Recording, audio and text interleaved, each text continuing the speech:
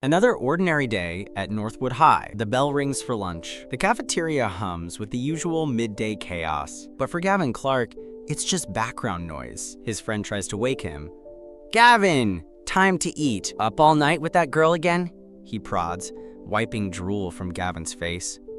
Gavin stirs, his senses overwhelmed by the smell of food. His eyes lock onto the tray. Rice, chicken. He slams the table and leaps to his feet, a primal roar of excitement escaping him. His friend recoils from the crazed, hungry look in his eyes. Gavin attacks the food like a wild animal, stuffing his face. "Dude, slow down. You're gonna choke." He snatches the second tray. "Hey, that's mine!" Leaning back from two empty trays, a single thought echoes in his mind. "I'm back." The memories flood in. This isn't a dream, he's been reborn. What is wrong with you? Were you a starving ghost in a past life? Gavin's gaze is unnervingly calm. Something like that. "In my last life," he says with a dark smile, "I starved to death in a world of ice." His friend misunderstands completely. Did Xenia dump you?" Gavin places a hand on his shoulder, his expression deadly serious. He grabs Yaniel Parker, relief flooding his voice. "You're alive! We get to do it all over again!" Yaniel shoves him away. "Get off me, weirdo! Of course I'm alive!" "The date! What's today's date?" Gavin demands. "August 8th, 2024. In half a month," Gavin declares. "A blizzard will plunge the world into a new ice age," Yaniel scoffs. "Snow? In August? Look, if you're in real trouble, just tell me." "I do need your help," Gavin confirms. "Anything, man. You know we're brothers." "I need to borrow 1 billion. Yaniel chokes on his drink. His eyes bulge with disbelief. "Are you insane? $1 billion? I couldn't get that if I sold my own dad." Gavin's eyes light up with a terrifying new idea. How much would he go for? "I'm not the one selling him, you are," Yaniel roars, his face red with fury. "What kind of monster even asked that?" "I've booked a private room for us, Xenia." From the shadows, two figures watch, their lunch forgotten. "After dinner, we can hit that private theater I told you about." "The man, Zack, coos." "Dude, that's your girlfriend," Yaniel whispers, "with Zack Young." They step into the light, blocking the couple's path. Xenia freezes, her face a mask of shock and guilt. "Gavin, how could you?" Yaniel explodes. "After everything he's done for you!" Her shock hardens into defiance. It's exactly what it looks like. A flash of another life. Her betrayal, the cold, his lonely death. It all comes rushing back. "Let's go, man," Yaniel urges. But Gavin remains perfectly still. "There's no rush." "No rush? Are you crazy? This woman is trash," Zack sneers. "So you're the super simp Xenia told me about? You're disgusting," she spits. "Everything you did for me was just harassment." "Are you done?" Gavin's voice is low, cutting through their insults. "Zack is my soulmate," Xenia declares, clinging to him. "Something you could never be." Yaniel tugs at his arm again. "Just give me 5 more minutes," Gavin says calmly. "Why are you still hung up on her?" Yaniel groans in frustration. 5 minutes? Zack laughs. "Fine. Entertain me, loser." The slap echoes through the hall. A collective gasp. Even Yaniel can't believe what he just saw. Zack clutches his face, fury replacing his smirk. You hit me? I'll kill you," he screams, lunging forward. Gavin doesn't flinch, meeting the attack with a brutal kick to the gut. Yaniel's jaw drops. "Whoa, hardcore." Xenia rushes to Zack's side as he crumples to the floor. "Do you know who you just hit?" she shrieks. "He's the heir to the Skyreach group." Zack struggles to his feet, blood on his lip. "I'm a black belt. You're dead." Gavin effortlessly deflects the punch and sends Zack flying with another of his own. He stands over the broken man. A Taekwondo black belt is nothing to a cultivator forged in the apocalypse. "Dude, you're like a completely different person." But the moment is shattered by a furious scream. "How dare you touch Zack? Get on your knees and apologize right now, or I'll never forgive you." The slap echoes through the cafeteria. "And who are you to make demands of me?" Scrambling to his feet, Zack's face twists with rage. "You're dead! I'm going to destroy you." Gavin moves faster, a brutal punch doubling Zack over as he spits blood. While Zack gasps for air, a small spray can is plucked from his pocket. "Give it back!" Zack lunges, his eyes wide with panic. A cruel smirk plays on Gavin's lips. "How many girls have you used this on, Zack?" He dodges Zack's desperate grab, and turns the weapon on its owner. Zack stumbles back, screaming as the chemical hits his eyes. "Zack, are you okay?" He claws at his face, his voice a panicked rasp. "Stay away! Don't come near me!" Something snaps behind his eyes, reason giving way to pure feral instinct. He loses all control, stumbling blindly toward the sound of her voice. His hands find her, tearing at the fabric of her dress in a mindless frenzy. "Zack, stop! We're in the cafeteria!" she pleads, her voice trembling with fear. But he doesn't hear her, his only response to rip and tear as she screams for help. Amid the chaos, Gavin turns to his stunned friend. "Let's go." That was his own special aphrodisiac, a taste of his own medicine. He won't call the cops. How would he explain having that stuff in the first place? A rich kid like him can't stand public humiliation. He'll come after me himself. The logic was cold but sound. This wouldn't end with the law. It would end with revenge. Walking away from the chaos, his friend finally breaks the silence. "So where are we going now?" Gavin doesn't even slow down, a confident smile playing on his lips. "To sell a house." Minutes later, they stand outside a downtown realty office. "Gavin, are you serious? You can't sell your parents' house?" But the ink was already on the paper. He needed the 3.1 million. It was the seed money for surviving the end of the world. "The market's hot, but this is fast," the realtor noted, sliding the finalized contract across the desk. Back on the street, the reality of it hit his friend. "Okay, what's the next move?" A wide, almost feral grin spread across Gavin's face. "Now, we go spend it all." Their destination was the largest supermarket in the city. He didn't waste a second. "I'll take 1,000 units each, rice, flour, and oil, and 10,000 of every kind of canned good you have in stock." The employee stared, her pen frozen above her notepad. "Sir, could you repeat that?" "You heard me," Gavin confirmed, as his friend muttered. "Are you opening your own grocery store? Can you handle delivery and unloading?" The employee nodded vigorously. "For an order this size, absolutely." Gavin turned to his friend.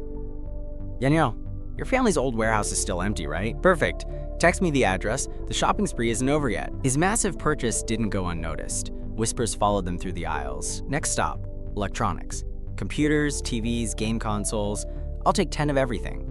After all, in the early days of the apocalypse, boredom would be its own kind of killer. In his past life, they'd left him for dead. Sharon Zeller and Jolene Little, two vipers he wouldn't forget. And right on cue, the vipers appeared. "Gavin! We were just talking about you. Let's get something to eat." Gavin's smirk was predatory. "I'd love to. Danielle, can you take my things?" They thought they had him, a fool with new money just waiting to be spent. He let them lead the way, playing the part of the willing victim. Their destination was the most expensive restaurant in the city, a beacon of their greed. "Wow, this place is fancy," he said, feigning awe as they hurried him through the doors. Inside, they gestured at the lavish decor. "What do you think? Impressive, right?" He glanced at the menu, putting on a worried face. "Isn't this a little pricey?" They laughed, snatching the menu from his hands.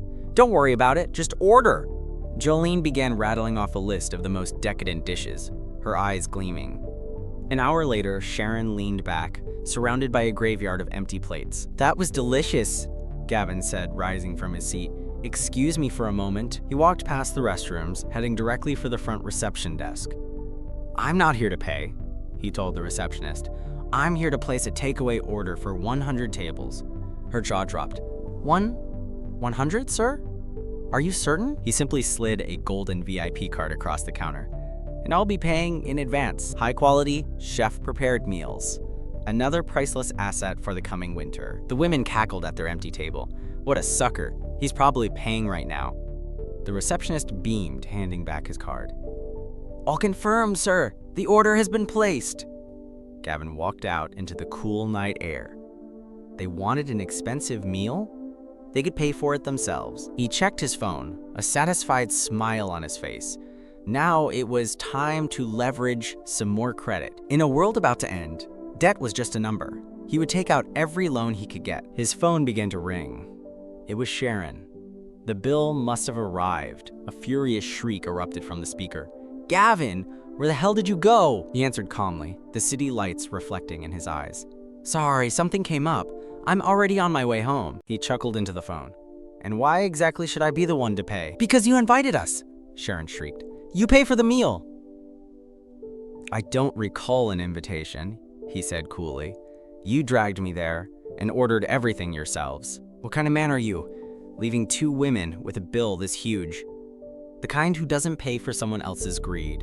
You were the ones who insisted on the most expensive dishes. You're just a broke loser, she spat, her voice cracking with rage. The waitress leaned in. Actually, miss, the gentleman placed a takeaway order for 100 tables. Her fury turned to panicked begging. Gavin, please come back. Just pay for our table. He hung up. Let the rotten idiots figure it out for themselves. I'm sorry, we don't allow tabs, the waitress said, her expression hardening as panic set in on their faces. Julian's face twisted with malice. That's it. I'm calling Hunter. He'll teach that bastard a lesson. Meanwhile, Gavin had already moved on to the next phase of his plan. He remembered it clearly from his past life. A winning lottery ticket worth millions. The perfect seed money for his shelter. He filled in the numbers with the absolute certainty of a man who had already seen the future. Ticket in hand, he smiled. Now all I have to do is wait 2 days. He found Yanil back at the warehouse, surrounded by supplies. I'm back. You just left me here. What is going on? Yanil demanded. Don't worry, Gavin said. The fun is just getting started. Are you insane? Yanil gestured at the mountains of goods. Why did you spend all that money on this junk? It's not junk. It's survival, Gavin said calmly. A frozen apocalypse is coming. I need you to trust me. Yanil stared at him. An apocalypse? You sound crazy, but you don't look it. You'll believe me in a few days, Gavin promised. A voice cut through the quiet warehouse from behind them. You Gavin? Gavin turned, unfazed. I am. Let me guess. Hunter Walsh sent you. The thugs closed in, one brandishing a bat. Hunter doesn't like people messing with his women. Yanil fumbled for his phone, his voice trembling. Stay back. I'm calling the police. The leader just laughed. Go ahead. We'll break both your legs before they even get here. No need for that, Gavin said, stepping in front of his friend. Put the phone away, Yanil. The lead thug smirked, hefting his bat. Still not calling for help? You got guts, kid. Wait, my dad is a city councilman, Yanil pleaded, trying to shield his friend. You don't want to do this? We don't want you, Four Eyes, the thug sneered. Our business is with Gavin Clark. Yanil's voice cracked with panic. Gavin, run! I'll hold them off. He was shoved aside as the leader swung for Gavin's head. Time to crack that skull of yours. Gavin! He sidestepped the clumsy attack with ease. Too slow. Your form is terrible. A vicious kick snapped against the thug's ribs, sending the bat clattering to the floor. The man staggered back, spitting a mixture of blood and disbelief. Gavin scooped up the bat and swung it with brutal, practiced precision. The sickening crunch of teeth echoed in the warehouse as the bat slammed into the thug's mouth. He's ruthless. He smashed all of Big Bro's teeth. Gavin rested the bat on his shoulder, a cold smile playing on his lips. Who's next? Or would you rather just come at me all at once? Get him! With a roar of fury, the remaining thugs charged as one. It was over in seconds. A whirlwind of motion left them all groaning on the concrete floor. Yanil could only stare, his mind reeling. Was this really the same Gavin he grew up with? We give up. We surrender. The blonde thug gasped from the ground, holding his ribs. Good, Gavin said, looming over them.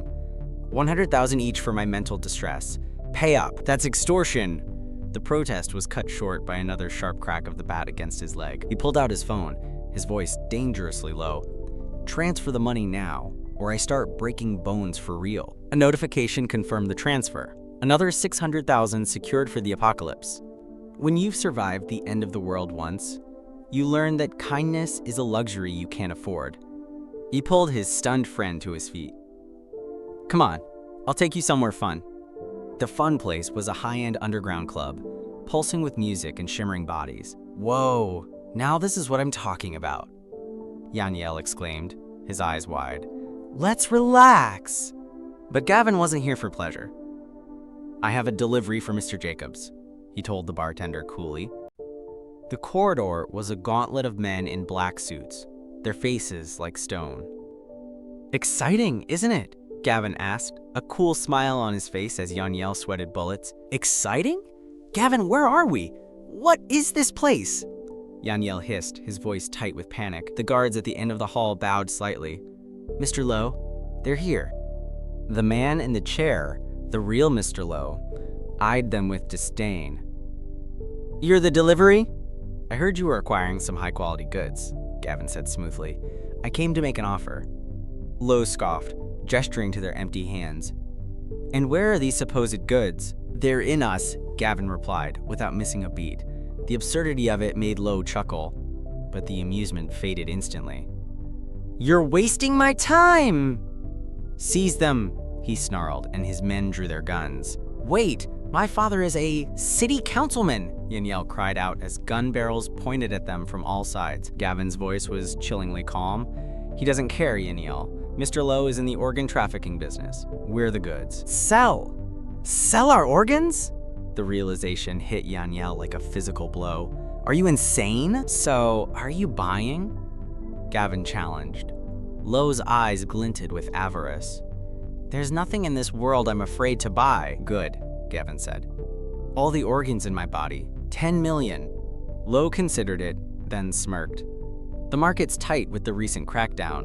I'll give you 5 million. "Deal," Gavin agreed instantly. "Transfer the money now. You can collect my body in 3 days. Get the indenture contracts," Lowe ordered a subordinate. "For both of them." Yaniel stared in horror as Gavin spoke. "He'll need a contract too." "What? No! I'm not selling anything!" Gavin ignored his friend's desperate pleas, looking the guard dead in the eye. "He's selling." A gun pressed to his temple was all the persuasion Yaniel needed to pick up the pen, his hand shaking uncontrollably. Once outside, Yaniel finally exploded. "Gavin, are you completely insane? We just sold our organs to Mr. Lowe. He's a monster." Gavin simply smirked back at his terrified friend. His expression turned cold. "Don't worry, in 3 days, Mr. Lowe will be the one who's dead." "But his men have guns," Yaniel insisted. "Guns won't matter when the world ends," Gavin replied calmly. "Are you certain, sir?" the real estate agent asked. "We have many other fine properties in Dragon Bay. I'm not interested in any others," Gavin stated, his eyes fixed on the grand villa. "Only this one." "Why this place?" Yaniel whispered. Gavin's gaze was distant. "Because there's something good inside." He remembered it vividly. This villa had been a shelter in his past life, the very place he had been betrayed and killed. This time, the place of his death would become the fortress for his new beginning. "I'm sorry, Mr. Clark. This villa is not for rent." Gavin didn't hesitate. "I'll pay double." "Sir, it's not a matter of money." The agent trailed off as Gavin held up 5 fingers. 5 times the rent. 10 times, Gavin said, his voice leaving no room for argument. "The first month, paid in full, right now." The agent's eyes lit up with greed. "Mr. Clark, leave it to me. I'll get you this villa if it's the last thing I do. My only condition is that I have full authority to renovate it completely." "Of course, no problem," the agent agreed instantly. Just then, a sharp voice cut through the air. "Xenia, stop dawdling. We need to make a good impression on Zack Young." Gavin recognized her instantly. "Xenia Scott. Zack Young owns the villa next door," Yaniel whispered. Xenia turned, her eyes widening in disbelief as she saw who was standing just a few feet away. "Gavin?" she snapped, her expression twisting into a sneer. "Are you stalking me now?" Her mother scoffed loudly. "A poor simp like you has no chance with my daughter. Get lost." "I'll have security throw you out," she shrieked. "And then I'll call the police for harassment." Gavin just looked at her, unimpressed. "I'm renting a house here. What business is it of yours?" Xenia laughed derisively. "You? Rent a villa in Dragon Bay? Don't make me laugh." The agent beamed. "Mr. Clark, the monthly rent is $25,000. Xenia's mother gasped. "How can a poor kid like him afford to rent a villa here?" "Don't get any ideas," Xenia said with a smirk. "Even if you rent this place, you're still not good enough for me." The delusion was almost impressive. Did she really think he was doing any of this for her? HMPH, 25,000 is nothing, her mother scoffed as they turned to leave. "Zack Young's villa is worth millions." "I'll pay 10 times that amount," Gavin said loudly, stopping them in their tracks. They stared, dumbfounded. "You're bluffing," Xenia accused. "Where would you get that kind of money?" Gavin just smiled and held up his phone, showing the completed transfer for $250,000. "The keys, Mr. Clark," the ecstatic agent said, handing them over. "Welcome to Dragon Bay." Xenia's face was a mask of disbelief. "He's an orphan. How can he have a rich family backing him?" As they walked away, Gavin turned to Yaniel. Your father knows the boss of the city's biggest renovation company, right? Yeah, but why? Yanil asked, confused. Can you get him to set up an appointment for me? Gavin pressed. He clapped a hand on his friend's shoulder. Just make the call. You'll understand everything by tonight. Later, Yanil called back, practically shouting with excitement. He did it! My dad got you a face-to-face meeting with the CEO. Great. Tell your dad I'll send him a truckload of instant noodles as a thank you, Gavin joked. Are you kidding me? Yanil sputtered. Don't worry, Gavin said coolly. He'll thank me for it later. At the headquarters of Mammoth Construction, the lobby was filled with clients being told to wait. Xenia and her mother were among them. This is for Zack's villa, so the job has to be perfect, the mother insisted. Her eyes landed on Gavin and Yanil walking through the door. You again? Do you even have an appointment? Xenia's voice dripped with venom. Are you so obsessed that you'd follow me all the way here? You're pathetic, Gavin sighed. Of all the people he had to run into, it had to be these two idiots again. On the phone, Xenia reassured her benefactor. Don't worry about him, he's just putting on a show to get my attention. Gavin walked past them to the front desk. I'm Gavin Clark. I have an appointment. Xenia's mother scoffed. Look at him, still pretending. How pathetic. A man in a sharp suit strode into the lobby. I'm Zhao, the CEO. My appointment should be here. The receptionist gestured towards the small crowd waiting in the lobby. Xenia's mother lit up. He came down personally. Zack's influence is incredible. She shot a gloating look at Gavin. See? This is the treatment you get when you have real connections. Xenia stepped forward confidently.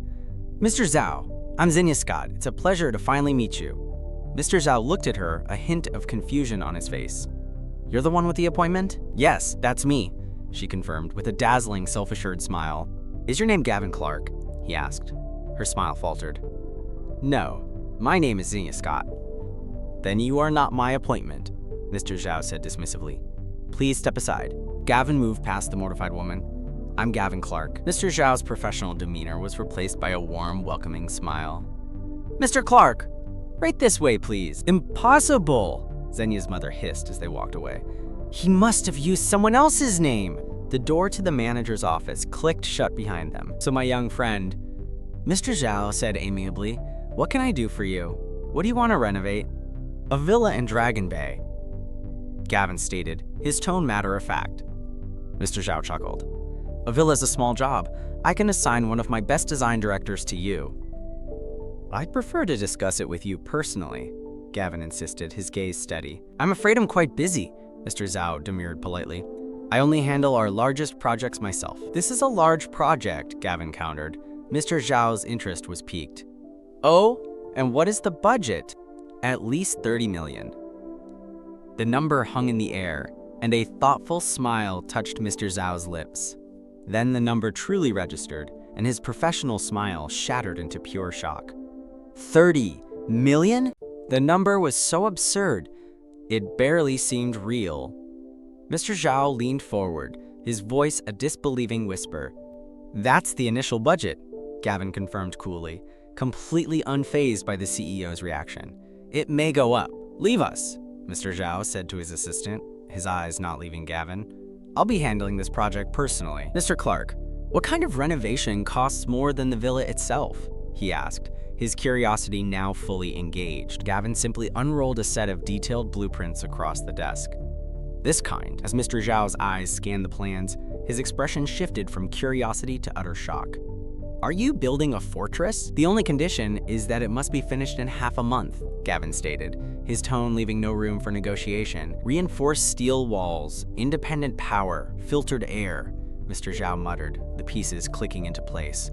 This is a doomsday bunker. The end of the world is a large project, Gavin said simply, pushing his phone across the desk.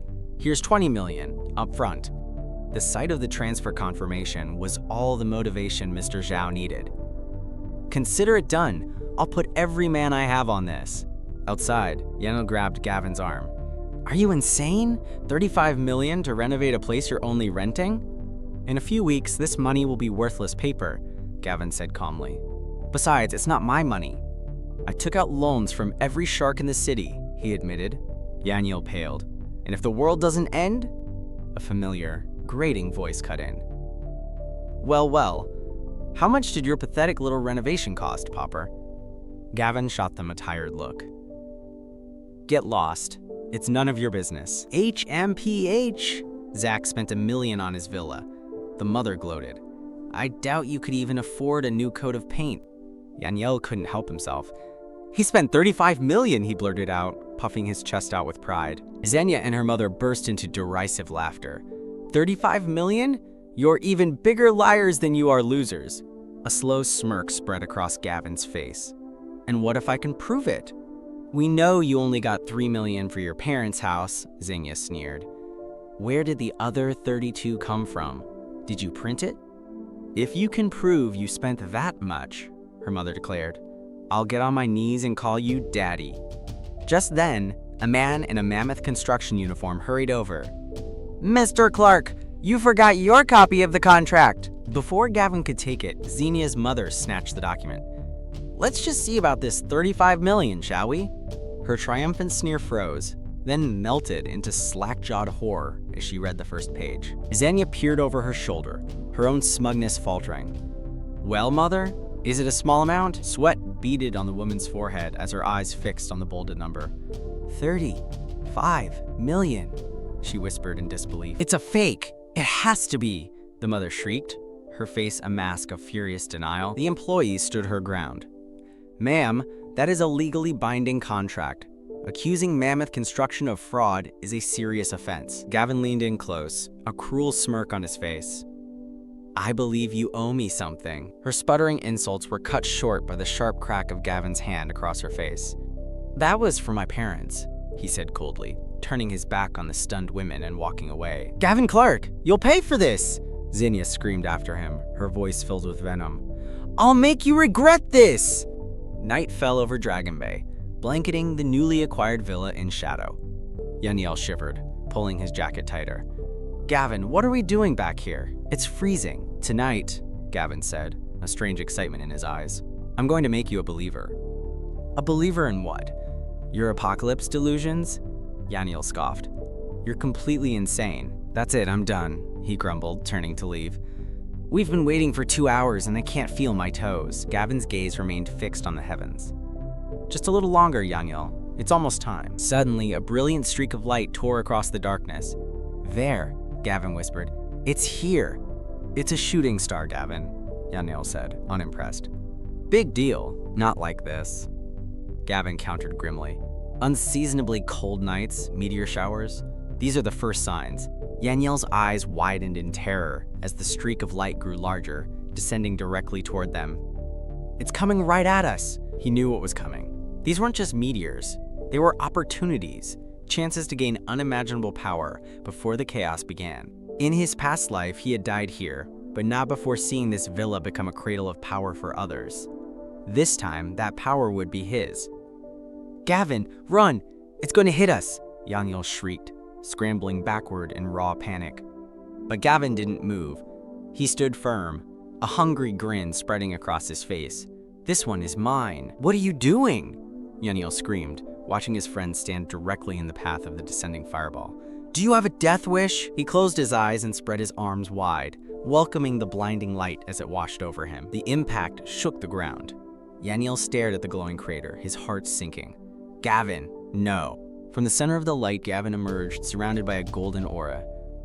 My physical attributes, they've increased fivefold. The light faded, leaving an energized Gavin standing before his stunned friend. So, Yaniel, do you believe me now? Yaniel could only stammer, pointing a trembling finger. You're not dead? How are you not a greasy spot on the pavement? Not only am I alive, Gavin declared, feeling the raw power course through him. I'm stronger. I've awakened a special ability. Stronger? You don't look any different, Yaniel said, still trying to process what he'd just witnessed. Don't I? Gavin chuckled, placing a heavy hand on his friend's shoulder. Let me give you a little demonstration. Before Yaniel could react, he was airborne, lifted effortlessly into the air by Gavin's single hand. He held his friend aloft as if he weighed nothing. So, do you believe me now? Yaniel's brain struggled to catch up. I'm over 200 pounds. You just lifted me with one hand. Before Yaniel could fully comprehend his friend's new strength, Gavin pushed him off the roof. As Yaniel plummeted towards the ground, Gavin simply smirked. Don't worry, I'll catch you. Then, to Yanyel's horror, Gavin leaped after him. Are you crazy? We're gonna die! A soft golden light enveloped them just before impact, depositing them gently on the pavement. Yanyel patted himself down, his mind reeling. He was completely unharmed. I believe you, Yanyel shouted, finally convinced. The apocalypse is coming. From the villa next door, Xenia's mother noticed her daughter staring out the window. What is it? A shooting star just landed near Gavin's house, Xenia reported. Her mother scoffed. A pity it didn't crush him. Xenia smiled cruelly.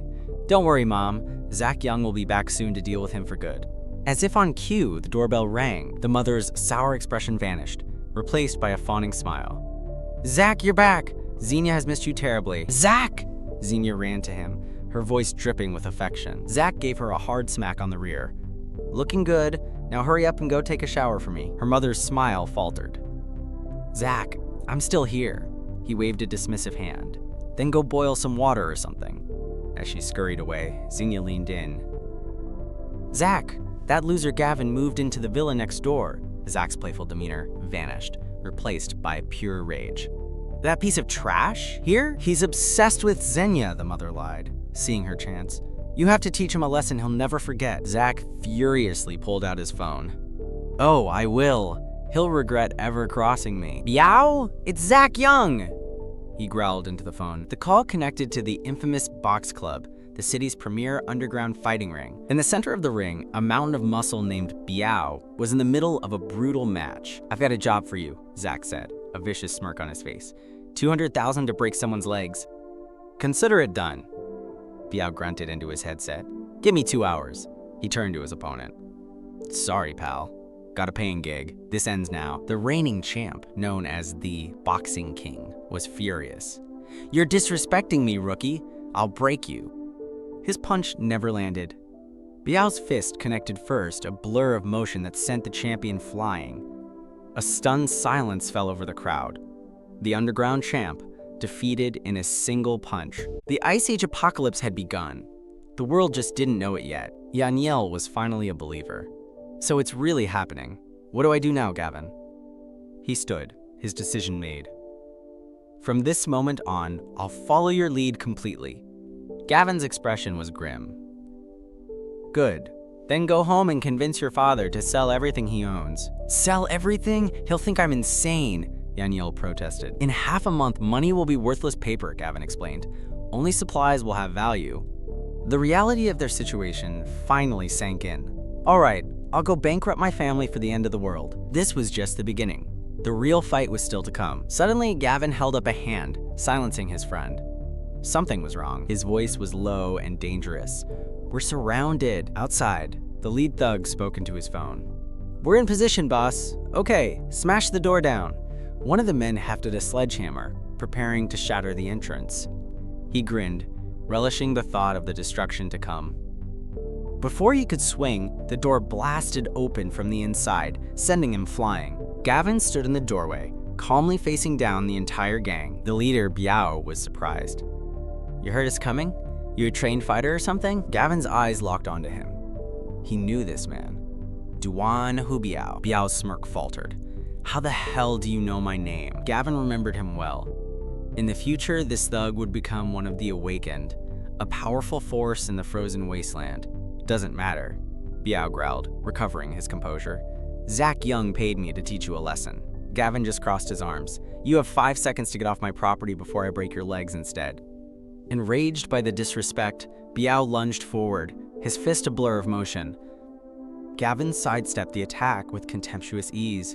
Too slow. Biao couldn't believe his speed. He immediately followed up with another furious punch. This time, Gavin didn't dodge. He met the attack with a brutal punch to the gut that lifted Biao off his feet. The other thugs stared in disbelief. Boss Biao, he went down. Gavin looked down at the wheezing fighter. Had enough? Biao coughed. Something's not right. I'll never submit to you, he roared, trying to push himself up. Gavin answered his defiance with a vicious kick that snapped his head back. Gavin looked down at the broken fighter. So what's your decision? Even through the pain, Biao's pride was unyielding. I refuse to submit. Gavin changed his approach. I'm not asking you to submit. I'm offering you a way to save your sister. Biao's defiance shattered, replaced by stunned disbelief. How do you know about her? I know she has a terminal illness, Gavin stated calmly. And I know you fight in that ring every night just to afford her treatments. A desperate hope ignited in Biao's eyes. Can you really save her? In this coming world, I'm the only one who can, Gavin said, his voice absolute. The question is, are you willing to bet her life on me? For his sister, he would do anything. Tell me what you need me to do. A cruel smile touched Gavin's lips. Go back to Zack Young, beat him up, and take every last cent he has.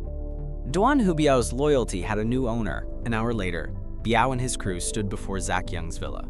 Follow me. Boss, are you sure about this? One of his men asked. Biao's resolve was iron. My sister's life is on the line. It was time to collect a debt. Inside, Zack was enjoying his evening with Xenia. His pleasure was interrupted by a thunderous banging at the front door. Xenia's mother, who had been listening at the door, was thrown back by the force of the blows. She flung the door open, ready to unleash her fury. Who do you think you are? Biao shoved her aside without a second glance. Get out of the way, old woman. His men grabbed her as she shrieked. Let go of me! Do you know who I am? Biao silenced her with a backhand. I said, scram! Zack and Xenia appeared at the top of the stairs, wrapped in silk robes. Biao? What is the meaning of this? Zack tossed a credit card down, disgust on his face.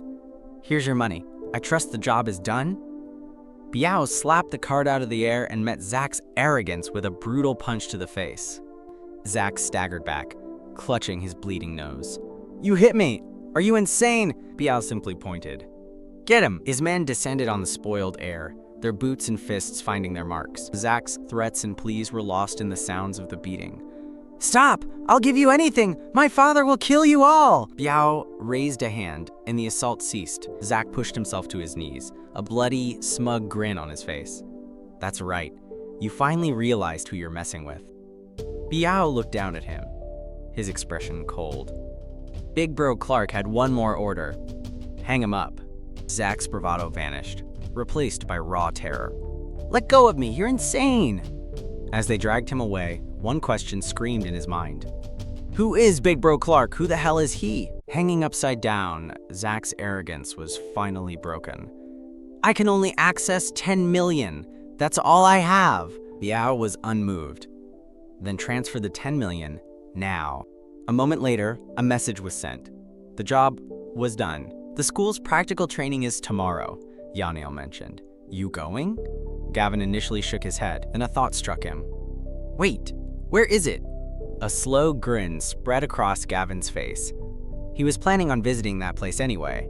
Just then, his phone buzzed. Big Bro Clark, Biao's voice came through the line. Zack Young has transferred the 10 million. Later, Gavin passed a lottery station. He remembered the ticket in his pocket, bought with numbers that had been a jackpot in his past life. A few million would be useful for supplies. But as he checked the numbers, his confidence turned to cold fury. The numbers were different. He hadn't won. The butterfly effect of his return was stronger than he'd anticipated. Or perhaps some other force was deliberately interfering. He looked out at the city, his resolve hardening. Fine, he would find another way. The next day, the students gathered for the bus. The air was filled with chatter about internships and careers that would soon be meaningless. Two familiar, angry faces blocked his path. Gavin Clark, what are you doing here? He just smirked, enjoying their frustration. You dined and dashed on us, one of them accused. You owe us 20,000. Gavin feigned ignorance. Your debt? What's that got to do with me? The girl with glasses was desperate. Please, if you help us pay it back, I'll do anything. Her friend was more direct, leaning in suggestively. 20,000, and I'm all yours for the night.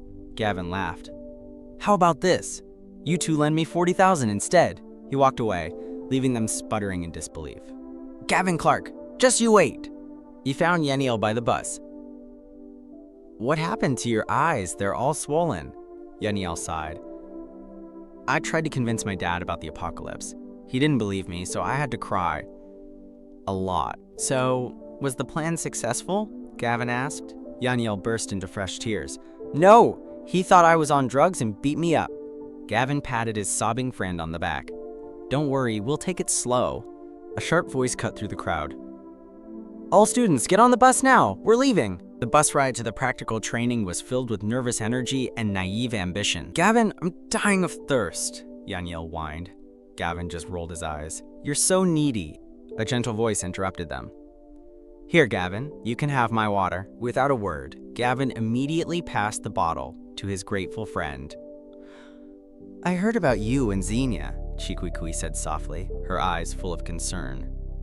"Are you doing okay?" "Better than okay," Gavin replied with a genuine smile. "I'm just glad I finally saw her for who she really is."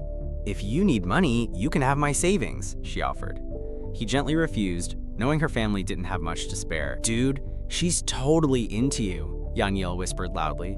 Gavin just told him to shut up. The bus pulled up to the gleaming headquarters of a major financial firm. "All right, everyone off the bus," Counselor Chi announced. "Time for your internship assignments." The students buzzed with excitement. The third floor meant a real career, while the first was a dead end. The following students have been assigned to the prestigious third floor internships. The counselor began. The two girls who had harassed Gavin earlier celebrated. "Our deal with Hunter paid off." Kui watched them with a hopeful expression, earning a contemptuous sneer in return. "Look at that poor girl," one whispered to the other. "Let's make sure she knows her place today." The counselor continued, reading the names for the respectable second-floor positions. As the list ended, a dreadful realization dawned on Gavin, Yaniel, and Chi Kui. Their names hadn't been called. The remaining three, Counselor Chi said with a dismissive wave, will be on the first floor. Chi Kui's face fell. "The first floor? We won't learn anything down there." Laughter erupted from the other students. "Looks like the trash got taken out." Gavin stepped forward, his voice cutting through the noise. "Counselor, on what grounds were these assignments made?" The counselor sneered. "On the grounds of fairness and justice, of course." "You're a liar," Gavin said flatly, "and a bastard." The counselor's face turned purple with rage. "Insolence! I'll have you expelled for this. You want to talk about fairness?" The counselor spat, turning to Yaniel. "With your rich father?" Yaniel's grief turned to cold anger. "You mean the father you tried to solicit a $100,000 bribe from?" The counselor froze, his face a mask of shock and fury. "You insolent brat!" Yaniel held up his phone, a smirk on his face. "Want me to play the recording for everyone?" "That's enough," a new voice cut in. "Counselor students, you're all out of line." Another student, Wang Da, pointed an accusing finger at Gavin's group. "How dare you disrespect the counselor?" The two girls, who'd paid for their spots, quickly chimed in. "He's right. You should be grateful you even got an internship." "Scram," Gavin said, his voice dangerously low. Wang Da got in his face. "Did getting dumped by Xenia finally make you lose your mind?" He grabbed Gavin's shirt, but was shocked to find he couldn't move him an inch. "How are you so strong?" Two sharp slaps echoed in the silence. I said, "Scram." Wang Da stumbled back, holding his stinging cheek. "Counselor, he's insane! He attacked me!" A swift kick sent him sprawling to the ground. "Didn't you hear me? Stop it, Gavin Clark!" the counselor shrieked. "Apologize this instant." Gavin's apology came in the form of another slap, sending the corrupt teacher flying. "And you call yourself a teacher!" Yaniel howled with laughter. This was far more satisfying than any internship. The other students could only stare, their jaws on the floor. The counselor scrambled to his feet, his face contorted with rage. "You're fired! You're out of this program!" Gavin's fist answered for him. "Do I look like I care?" He and Yaniel turned their backs on the groaning heap of their former classmate and counselor. "What about Chi Kui?" Yaniel asked, looking back with concern. Gavin smiled gently at the hesitant girl. "Come with us. I'll have him expelled," the counselor vowed, ignoring the fawning girls around him. "His life is over!" "Don't be stupid, Kui," one of the girls hissed. "He'll ruin your future." She made her choice, waving a small goodbye. "Gavin, be careful." Once she was gone, Gavin turned to Yaniel with a predatory grin. "All right, time to get to business." They arrived at a sprawling complex of warehouses. "This is the largest logistics park in the province," Yaniel explained. The scale of it finally clicked in Yaniel's mind. "Wait, you want to get supplies from Sure?" Gavin's nod was all the answer he needed. "That's impossible," Yaniel sputtered. "It's a fortress. How could we possibly get in?" Gavin's eyes landed on a simple sign, like this. He confidently approached a hiring manager. "Excuse me, are you hiring?" The manager looked them up and down with disdain. "We are, but we're only hiring women." "Only hiring women?" Yanyel asked, confused. "What kind of sexist policy is that?" The manager sneered. "We don't want you. Go find that girl from your school, Chi Kui Kui. We'll hire her." Meanwhile, at the financial firm, the internship was in full swing. Sharon rushed over to Jolene's desk, her voice a conspiratorial whisper. "Mr. Jiang from upstairs just called. He needs a virgin immediately." Their eyes landed on the one person in the office who fit the bill. "What about her?" They descended on their unsuspecting target, their voices dripping with false sincerity. "Kui Kui, how are you settling in?" Chi Kui Chui beamed at them, her gratitude genuine. "I'm learning so much. Thank you both, Sharon, Jolene." She was so naive, so trusting, so perfect for their needs. The two women exchanged a sinister smile. "Don't mention it, we're all classmates after all." Sharon put an arm around her. "So, Kui Kui, have you ever had a boyfriend?" The question made the shy girl blush. Jolene clapped her hands together. "No? Then we have to introduce you to someone." "Oh, no, thank you. I'd rather focus on work." Kui tried to refuse, but they were insistent. "He's very rich." They began physically pushing her towards the elevator. "Just come meet him. You can always say no later." They took her to a lavish penthouse suite in a different building. "Really, I should get back to work." Kui Kui protested as her colleagues announced their arrival. "Mr. Zhang, we're here." They eagerly presented the nervous girl to the man sitting with his back to them. "We brought you a real beauty." Mr. Zhang turned, his lecherous eyes raking over her. "Yes, very pure, excellent." The trap was sprung. "Kui Kui," Sharon said with a cruel smile, "this is the boyfriend we wanted you to meet." Mr. Zhang tossed them a thick envelope of cash. The transaction was complete. "Don't go, please don't leave me here," Chi Kui Kui begged, but they just waved as they walked out. "Enjoy yourself!" The heavy door clicked shut, sealing her fate. Mr. Zhang advanced on her, undoing his belt. "Don't be shy. If you serve me well, there's more money where that came from." She backed away in terror, fumbling for her phone. "Stay away from me or I'll call the police." He just laughed. "Go ahead.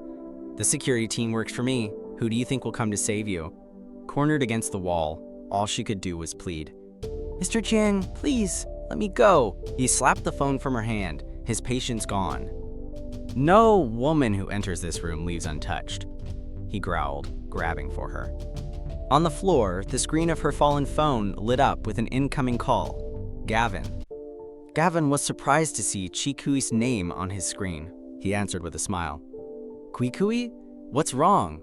On the other end of the line, a leather shoe stomped down, crushing the phone and any hope of a reply. "Now," Mr. Zhang snarled, "are you going to be a good girl? Or do I have to make you?" Her fear gave way to defiance. She grabbed the nearest object, a heavy potted plant, and held it like a weapon. The line went dead. Gavin's smile vanished. He'd heard a man's voice, then a crash. He didn't need to hear more. He knew she was in trouble. The plant shattered against Mr. Jiang's head, but his momentum carried him forward, sending Chi Kui Tui sprawling to the floor. He clutched his bleeding head, his eyes burning with rage.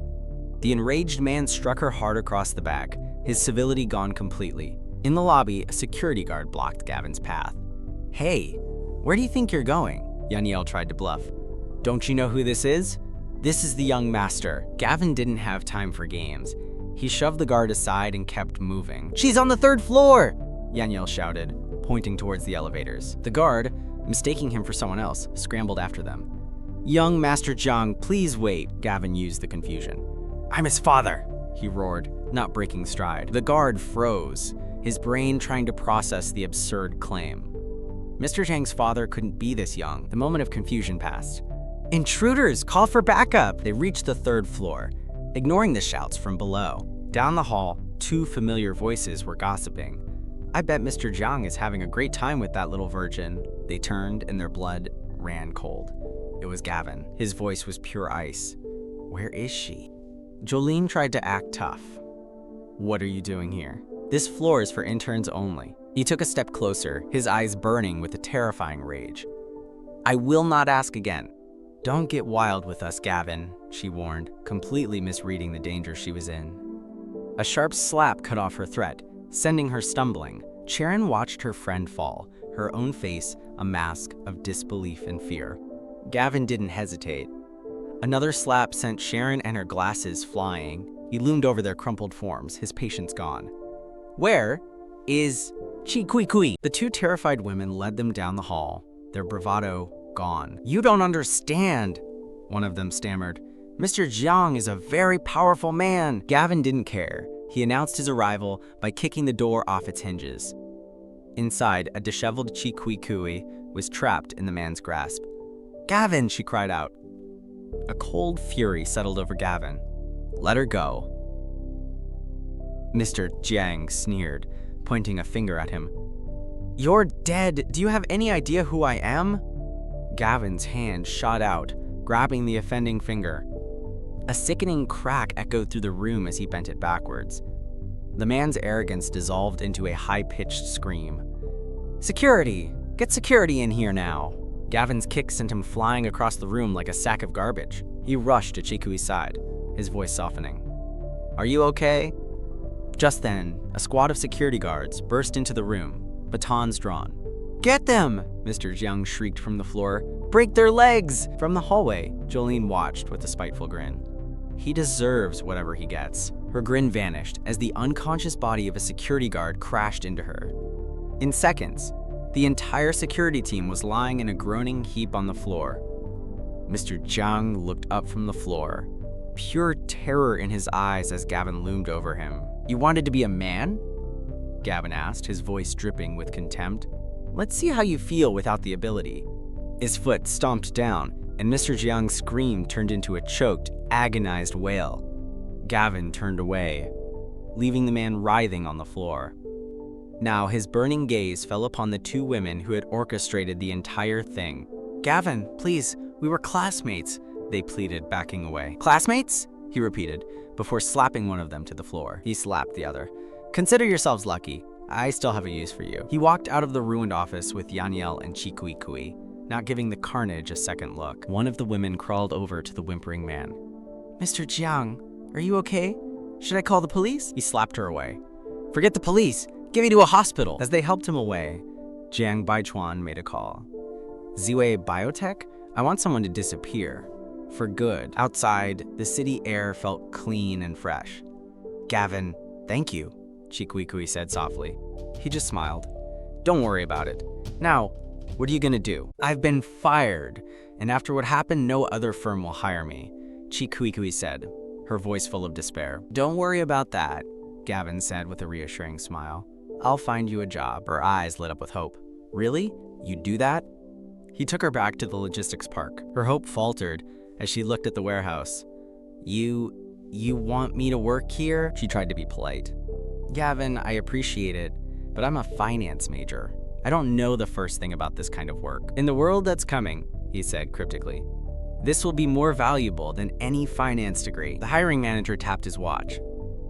Look, are you taking the job or not? We're closing up. Trust me, Gavin said, giving her a gentle push towards the registration desk. With Chi-Kui-Kui safely employed as a new security guard, Gavin and Yaniel took their leave. A finance major working security? She's too trusting, Gavin, Yaniel scoffed. That trust is exactly why she'll survive, Gavin replied knowingly. Their business at the park was finished for now, but their day was far from over. A cold piece of steel pressed against the back of Gavin's head. They were surrounded. Gavin didn't need to see their faces to know who they were.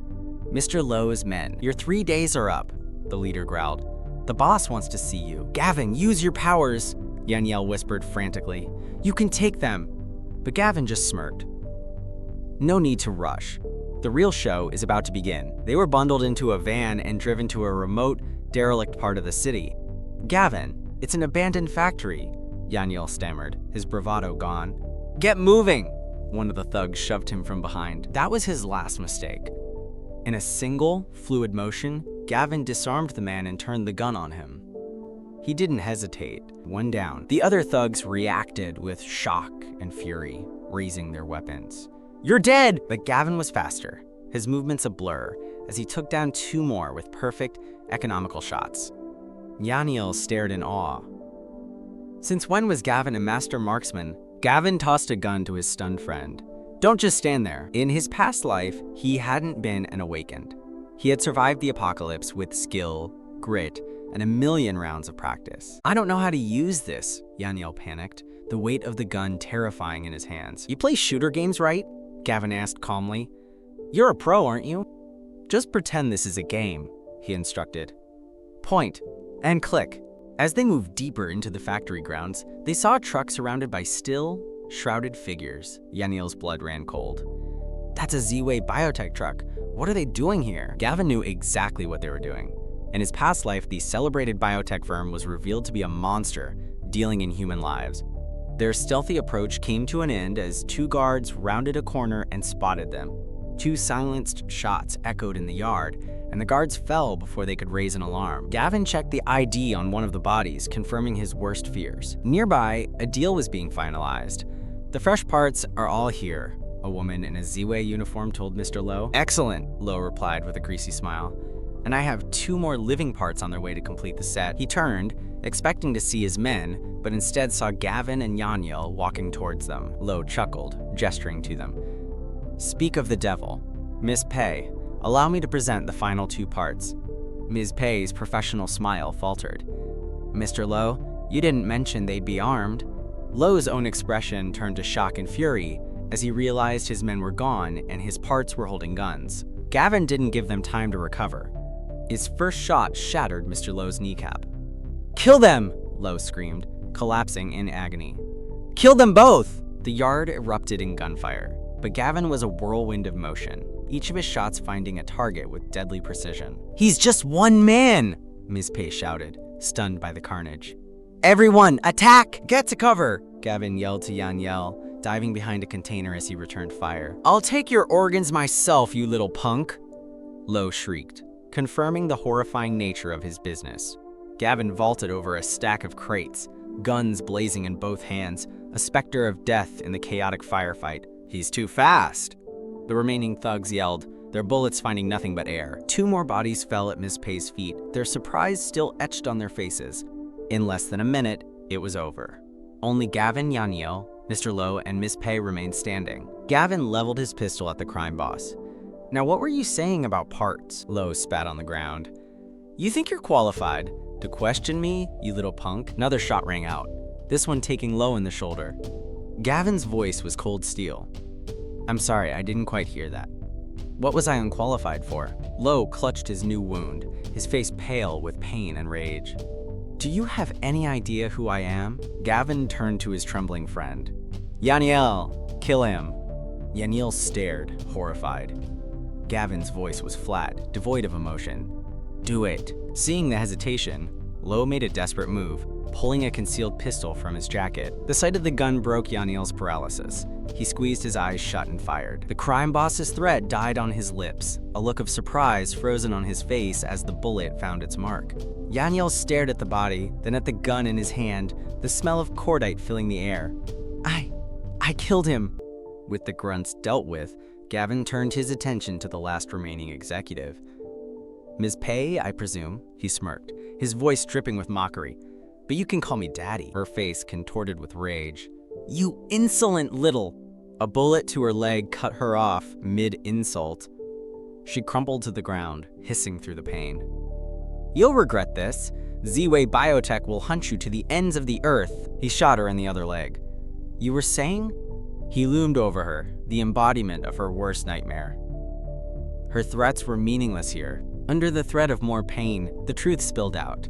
We use live organs for our experiments. Gavin's eyes narrowed. Tell me more. It's for human evolution. Bioweapons, she gasped, desperate. I can take you there. Just spare my life. It all clicked into place. This was the origin of the Mantis war god, the monster that had terrorized his past life. Ms. Pei saw the recognition in his eyes and her blood ran cold. How do you know about that project? Meanwhile, Yaniel made a gruesome discovery of his own, the true cost of Zway's research. Seeing his skill, Ms. Pei changed tactics. Join us. With your abilities, Zway can give you anything you desire. He just laughed and raised his gun. She began to beg, her composure completely gone. Wait, I can be useful to you? Gavin paused, a cruel smile playing on his lips. Oh, and how is that? With the barrel of the gun against her temple, she made her last, pathetic offer. I'm very good with my mouth. It was the last card she had to play. He pulled the trigger. Turns out, he said to the corpse, you can't stop a bullet with it. He patted down her body, finding exactly what he was looking for, a VIP keycard to Zway headquarters. 3 days later, the news of the massacre at the factory finally reached the ears of Mr. Jiang. What do you mean a whole team was wiped out? He roared into his phone. Why am I just hearing about this now? Just then, his visitor arrived. Hunter, Jiang said, his voice dripping with venom. I have a job for you. A boy named Gavin Clark. Hunter grinned. Don't worry, Mr. Jiang. I already have a score to settle with that punk. Back at Dragon Bay, the villa was no longer a home. It was a fortress. Its steel-reinforced walls capable of stopping a tank. The exterior is complete, Mr. Clark, Zhao reported proudly. The interior will be finished within a week. As the last construction truck pulled away, a new problem arrived. A nosy woman from the residence committee. She introduced herself as Auntie Lou and shoved a QR code in his face for the neighborhood group chat. Her eyes then darted to the pile of cardboard boxes. You're not keeping those, are you? You can have them, Gavin said, blocking the entrance. But you can't come in right now. She tried to push past him. Nonsense, I'll just get my cart. It won't take a second. He held his ground, his hand firmly stopping her. I'll bring them to your house in a week. Her friendly demeanor vanished. I want them now. What's the big deal? Gavin's patience had run out. Scram, he snarled, his expression turning fierce. The woman was aghast. How dare you speak to your elders that way? Gavin's voice was flat and cold. Get lost before I decide to smack you. He shut the door in her face, leaving her to fume on his doorstep about the disrespect of today's youth. Elsewhere, Zack Young opened a briefcase full of cash. The man with the eye patch waved it away. Mr. Young, we are employees of the vast Dragon Group. It is our duty to serve you. Zack shoved the case forward. Take it. I don't want him taught a lesson. I want him to disappear. The professional killer nodded, his one eye glinting. Consider it done. We'll make our move tonight. As the assassins filed out, a cruel smile spread across Zack's face. A penniless orphan wants to fight me? He sneered. I can crush you like an ant. That night, at the city's most luxurious hotel, the plan was set in motion. The assassins confirmed their intel. Their target, Gavin Clark, was in the presidential suite. Surround the floor, the leader ordered. No escape routes. Inside, Gavin relaxed on the couch. So far, everything since his rebirth had gone according to plan. And in 3 days, the most important step would begin. His thoughts were interrupted by a faint noise from the hallway. Company had arrived. He smirked. Zack was so predictable. Fine, he'd play along. As he listened at the door, he heard their plan, and then sensed the approach of a second, separate group. It was Hunter and his crew, sent by Mr. Jiang. Don't be careless this time, one of them warned. Hunter hefted a brick, a vicious grin on his face. Don't worry. This time, we're prepared. Mr. Jiang wants him beaten to death, their leader growled. Bring me an ear as proof. Gavin smiled to himself and flipped a switch, plunging the suite into darkness. Time for some fun. Seeing the lights go out, the first team of assassins prepared to storm the room. From the other end of the hall, Hunter's thugs charged forward at the same time. The two groups burst in from opposite doors, finding themselves in a tense standoff in the pitch-black suite. The eye patch leader held up a hand, confused. This wasn't part of the plan. He leveled his pistol at the leader of the other crew. Don't move! Hunter, assuming these were Gavin's bodyguards, just laughed in his face. The professional killer was not used to such blatant disrespect. I think you have that backwards, Hunter sneered. You're the one who shouldn't move. The professional killer's one eye narrowed. You're gonna die for that disrespect. This guy is pissing me off, Hunter. One of the thugs grumbled. Hunter's face was a mask of fury. Kill him! At the exact same moment, both leaders gave the order. Kill them all! The presidential suite erupted in a storm of lead and confusion as the two rival gangs tore each other apart. The target has reinforcements, Hunter screamed, mistaking the professional killers for Gavin's bodyguards. From the other side, One-Eyed Dragon roared the same mistaken order. He has backup! Open fire! From a safe distance, Gavin listened to the sounds of his enemies destroying each other and smiled. It was perfect. When the smoke cleared, Hunter stood panting amidst the carnage, believing his mission was a success. But a groan from the floor made him freeze. It was the leader of the other crew, somehow still alive. The truth dawned on them both at the same time. You were sent by Zack Young? Zhang sent you? We were both hired to kill Gavin Clark. Hunter roared in frustration, realizing they'd been played. But their target was already long gone. 3 days later, Yaniel found Gavin, waving his phone frantically. "You've been expelled," he fumed. Gavin just smiled, completely unconcerned. "And that bastard Counselor Chi is gloating about it in the class group chat." Yaniel raged. Gavin calmly pulled out his own phone. A dangerous smirk touched Gavin's lips. "Don't worry, I have a way to deal with him." The counselor's message was a smug declaration of victory, a warning to anyone else who dared to defy him. Gavin read the taunts, his expression unreadable.